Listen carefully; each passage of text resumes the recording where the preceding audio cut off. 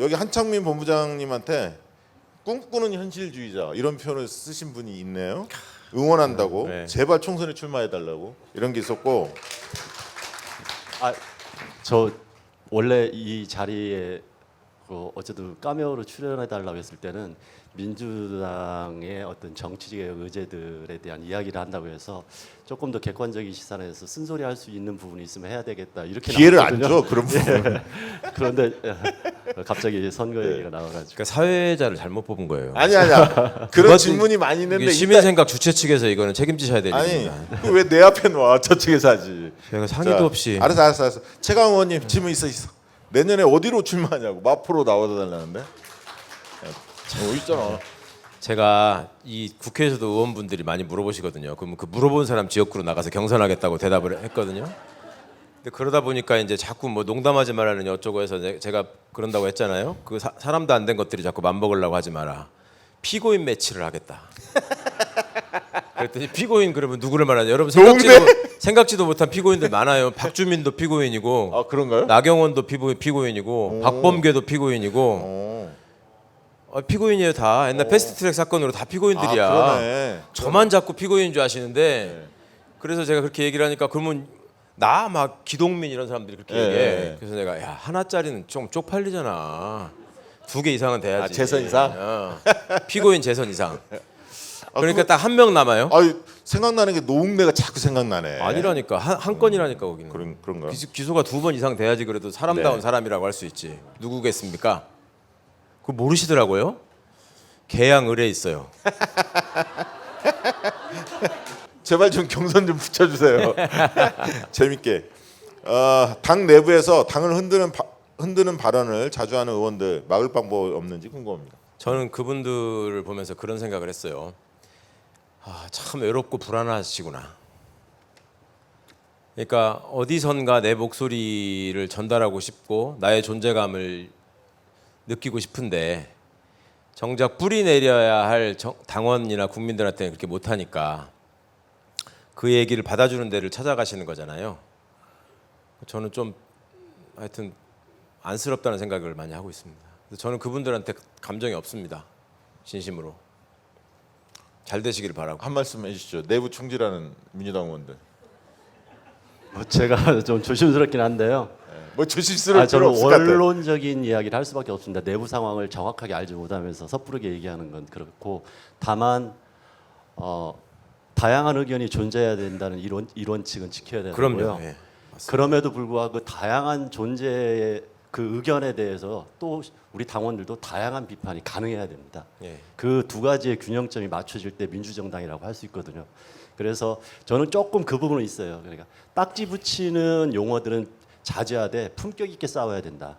그래야지 국민들한테 더 많은 민주당의 신뢰를 얻어가고 그 사람들 소위 뭐 과일 이야기 하는 분들 또한 감정적으로 반항을 하면서 갈라치기에 활용되는 것을 막아낼 수 있다. 그래서 저는 아까 최강 의원님께서도 말씀하셨지만 우리 당원들, 민주당의 당원들과 지지자들이 얼마나 품격 있게 개혁의 전선에서 실천하느냐에 따라 가지고 내년 총선의 결과가 달라지지 않을까 이렇게 생각을 하고 있습니다.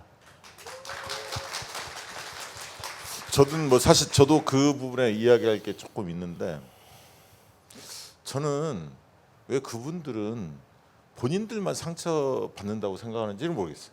그러니까 자신들의 발언으로 인해서 당원들이나 지지자들이 어떤 상처를 받는지 한 번도 생각 안 하는 것 같고, 그리고 사람들은 윤석열 정권하고 싸우라고 이야기하는데 정작 자신들은 당원들과 싸우려고 하잖아요. 이게 문제인 거죠. 그리고 저는 어떤 또 생각이 드냐면 지금 코로나 국면 때문에 지금 있는 국회의원들이 그 주민들이나 당원들하고 대화할 기회가 별로 없었습니다. 솔직히 이 지금 국회의원들 21대죠, 21대 그렇죠. 국회의원들이.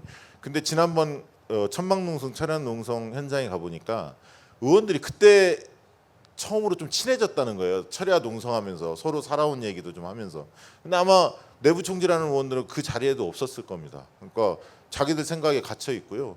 그다음에 해결 방법은 간단해요. 사실 당원들하고 자주 대화하다 보면 서로 고쳐야 할 것들, 뭐 개선할 게 서로 있을 수 있잖아요. 편하게 이야기하다 보면 이렇게 풀리거든. 그리고 당성이 없어 이 사람들이. 민주당에 대한 내정, 그러니까 자기 정치만 하고 당이 어떻게 가는지는 잘 상관없고 난 배지만 달면 돼, 존재감만 키우면 돼. 나는 사실 이것도 문제라고 봅니다. 그리고 민주당의 이미지 좋은 정치인들 몇 분 계시잖아요. 합리적으로 보이는 분들. 이런 분들도 솔직히 민주당 당성이 없어요. 그러니까 당이 어려울 때나 나서서 싸워야 할 때는 뒷짐지고 있습니다. 합리적으로 상임위 막 이럴 때 본회의 때 멋있게 하지만 진작 정작 나서야 할 때는 되게 뒷짐지고 있거든요. 그러니까 민주당에서 보면은 참으로 안타까운 게 어른이 없다는 생각이 드는 거예요. 저는 자꾸 볼수록 이해찬 당대표 같은 게 굉장히 그리워지는데, 그러니까 이런 싸움에서 누가 좀 나서주고 요 싸움에 누가 좀 나서주고 그래야 국민들이 마음이 움직일 거다, 이런 큰 전략 하에서 사람도 배치도 하고 역할도 주고 뭐 이런 걸 능수능란하게 해야 하는데 그게 지금 없습니다. 솔직히 민주당. 그러니까 이제 정치는 프로잖아요. 프로. 그 일을 하라고 맡겨주신 거잖아요. 그러니까 그런 글을 최근에 봤는데, 고대 시민들은 지금 우리가 얘기하는 시민하고 달랐잖아요. 여성은 배제하고 노예 배제하고 뭐 이렇게 시민이잖아요. 고대 시민들은 경제적인 노력에서 해방돼서 정치에 참여했다는 거예요. 그죠? 일하고 먹여주고 하는 거는 다 노예나 여성이나 이런 사람들이 다 해주잖아요. 그러니까 이제 정치에 참여를 하고 더 생각을 많이 했는데, 지금 우리 현대를 살아가는 사람들은 정치에서 해방돼서 경제에만 집중한다는 거예요. 그게 대의민주주의라는 이름으로 돼 있는 거죠. 그러니까 우리는 바쁘니까 니네가 좀 해라. 그러면 정치인들은 이미 국민들이 뽑아가지고 플레이어로 같은 유니폼을 입혀가지고 운동장에 보낸 사람들입니다. 그러면 거기서 열심히 뛰어가지고 주전이 돼서 골을 넣고 응원하는 팬들에게 기쁨을 드릴 수 있어야 된다고 생각하거든요. 근데 의외로 유니폼은 같은 걸 입고 있는 것 같은데 열심히 뛰어서 주전이 될 생각을 하지 않고 그냥 뒤에 앉아가지고 평론을 하면서 해설을 하는 걸로 그것이 정치의 역할인 것처럼 생각하시는 분들이 있더라. 그거는 참 제가 이해하기가 어려웠고, 또 하나는 너무 쉽게 어떤 단어로 같은 사람들을 규정화한다. 대표적인 게 지금 개딸을 악마화하는 겁니다. 그러니까 개딸은 정치 훌리건이고 팬덤 정치는 나쁜 것이고 거기에 기생하는 철험회와 이재명은 민주당을 망치는 사람이고, 이런 식으로 얘기를 하는데, 개딸이라는 거는 좀 굉장히 중요한 좋은 말이었잖아요. 근데 그거를 스스로 오염시켜 가면서까지 그렇게 얘기하는 이유가 뭘까? 그거는 저는 불안감과 외로움이라고 생각해요. 나는 소수지만 소수가 아닌 것처럼 보여야 되니까. 저것들은 소수 극렬 강성 팬덤, 여기 계신 분들처럼 세상에 얼마나 할 일이 없으면 이 시간에 오셔서. 자, 어떤 분이 개딸 얘기가 나왔으니까 좀 지켜보는 입장에서 가장 안타까운 부분과 팩트 체크가 필요할 것 같아서요. 박영진 의원이 인터뷰에서 노무현 대통령과 노사모의 관계를 지금 개딸하고 비교하면서 개딸을 좀 터부시하게 만들어 예.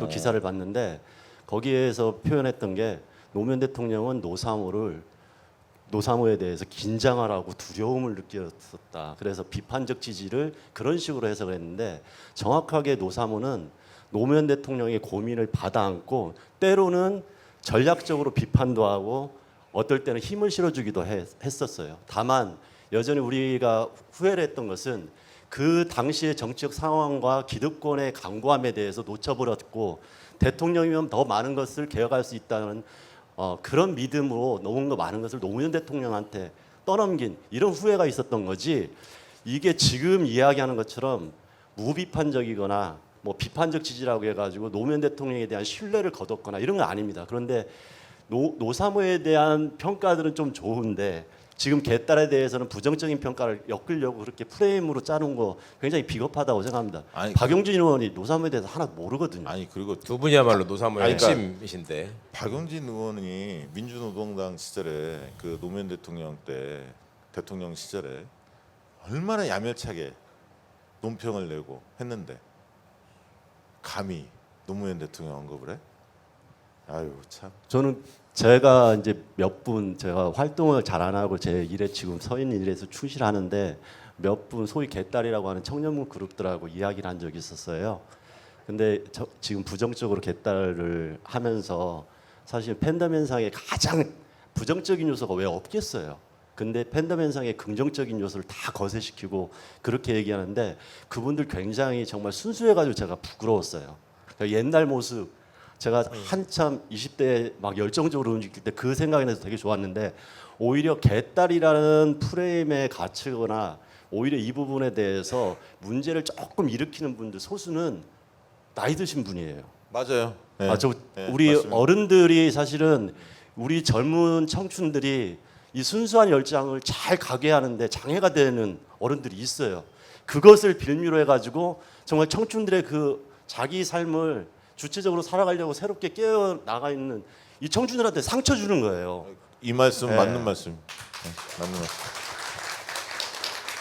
사실은 개딸이 뭔지도 정확하게 모르고 그냥 주워 섬기는 거예요. 검수한박이라고 하지 말라고 그렇게 해도 의총 나와서 검수한박이라고 해서 제가 한 번만 더 하면 내가 너를 사람으로 만들어 주겠다. 내가 어깨동무하고 사진 찍으면 바로 압수수색 나온다.